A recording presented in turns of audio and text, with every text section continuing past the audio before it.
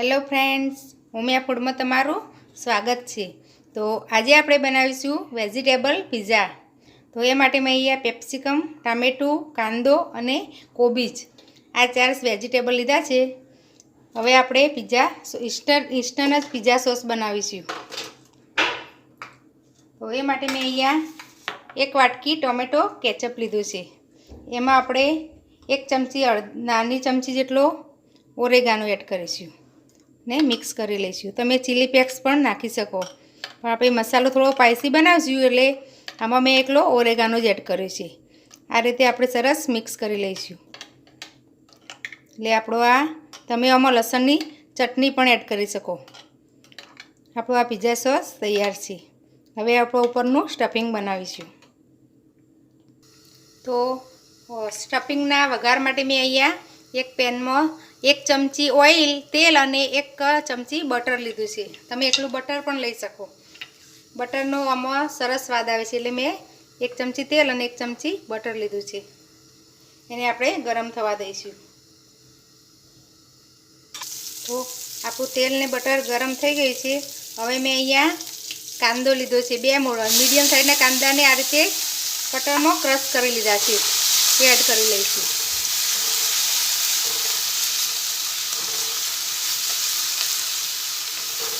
અને આપણે 1 મિનિટ જેવા સાંતળી લઈશું। તો આપણા કાંદા થોડા સંતળાઈ ગયા છે। હવે એમાં આપણે 1 ચમચી લીલા મરચાં એડ કરીશું અને અડધી ચમચી જેટલું આદુનું છીણ કરેલું છે। મરચાં તમે જેવી તીખાશ જોતી હોય એ પ્રમાણે તમારે મરચાં એડ કરવાના। હવે થોડી વાર એને પણ આપણે સાંતળી લઈશું। હવે આપણે એમાં કેપ્સિકમ એડ કરીશું। તો મેં 1 મોટું કેપ્સિકમ લીધું છે, એના આ રીતે ઝીણા પીસીસ કરી લીધા છે, એ આપણે એડ કરી લઈશું।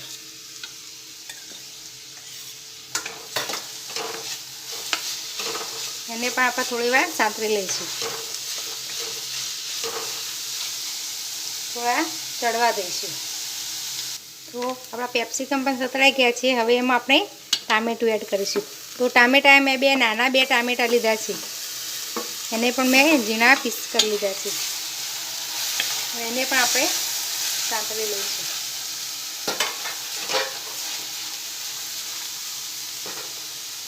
તો આપણું ટામેટું થોડું સોફ્ટ થઈ ગયું છે। હવે એમાં આપણે કોબીજ એડ કરી દઈશું। તો મેં 1 કપ જેટલું કોબીજ લીધું છે, એને પણ આપણે એડ કરી દઈશું। સરસ મિક્સ કરી લઈશું। કોબીજને ચડતા વાર નથી લાગતી એટલે આપણે કોબીજ છેલ્લે એડ કરવાનું। તો હવે આપણે એમાં મસાલા કરીશું। તો આપણે સ્વાદ પ્રમાણે મીઠું એડ કરીશું, 1 ચમચી લાલ મરચું એડ કરીશું। લાલ મરચું તમે તીખાશ પ્રમાણે વધઘટ કરી શકો। પછી મેં આ પેરી પેરી મસાલો આવે છે એ લીધો છે, તમે આની જગ્યાએ મેગી મસાલો પણ લઈ શકો। એ મેં 1 ચમચી જેટલો એડ કર્યો છે અને 1 ચમચી જેટલો મેં ઓરેગાનો એડ કર્યો છે। તમે લાલ મરચાંની જગ્યાએ ચીલી ફ્લેક્સ પણ એડ કરી શકો। હવે તો ઓરેગાનો અને ચીલી ફ્લેક્સના 10-10 રૂપિયાના પેકેટમાં બધે અવેલેબલ જ છે, બધે મળે જ છે હવે તો। એ બધું આપણે સરસ મિક્સ કરી લઈશું।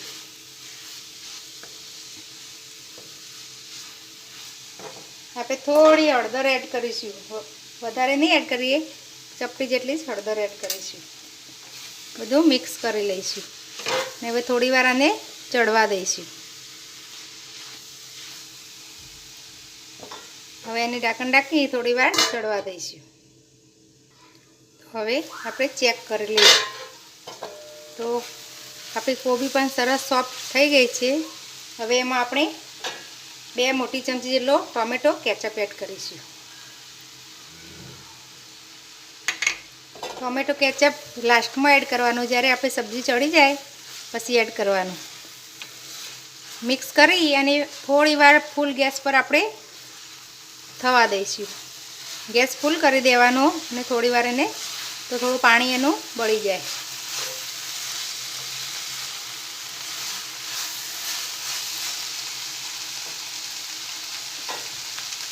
તો આપણું સ્ટફિંગ તૈયાર છે। હવે આપણે આપણા પિઝાને એસેમ્બલ કરીશું. તો મેં અહીંયા એક તવી ગરમ કરવા મૂકી દીધી છે. એમાં આપણે બટર એડ કરીશું.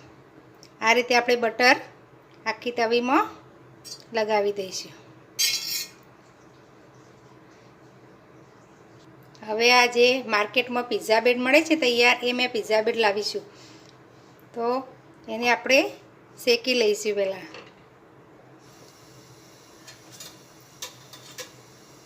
થોડી વાર એને આપણે એક સાઈડ શેકી લઈશું. તો આ રીતે જુઓ, તમે જોયું સરસ શેકાઈ ગયો છે. હવે આપણે ઉપર થોડું બટર એડ કરીશું અને એને હવે પલટાવી દઈશું આપણે. હવે આ ઉપરની બાજુ આપણે સ્ટફિંગ કરીશું. તો જે આપણે પિઝા સોસ બનાવીને રાખેલો એ આપણે ઉપર અપ્લાય કરી દઈશું.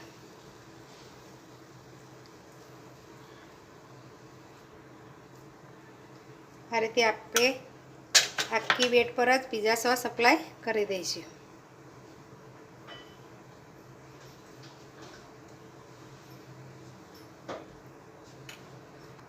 હવે એના ઉપર જે આપણે વેજીટેબલનું સ્ટફિંગ બનાવ્યું એ આપણે આ રીતે પ્રેસ કરીને અપ્લાય કરી લઈશું. ગેસ એકદમ સ્લો રાખવાનો, નકર આપણી બ્રેડ નીચેથી બળી જશે. તો આ રીતે આપણે આખા વેજીટેબલ લગાવી દઈશું. હવે એના ઉપર આપણે ચીઝ શેણી લઈશું. તો મેં આ ચીઝ ક્યુબ આવે છે એ જ લીધું છે. એ આપણા ઇઝીલી અવેલેબલ હોય છે બધે જ. એ આપણે આખા પિઝા પર શેણી લઈશું.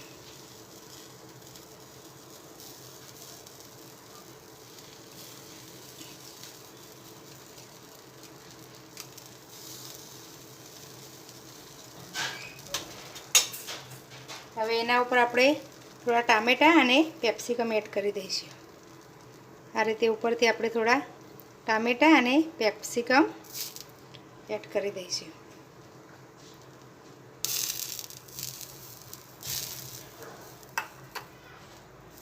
હવે એને આપણે ઢાંકી અને ચીઝ મેલ્ટ થાય ત્યાં સુધી થવા દઈશું. તો એક જ મિનિટમાં આપણું ચીઝ મેલ્ટ થઈ ગયું છે. તો આપણો પિઝ્ઝો તૈયાર છે. આપણે એક પ્લેટમાં લઈ લઈશું.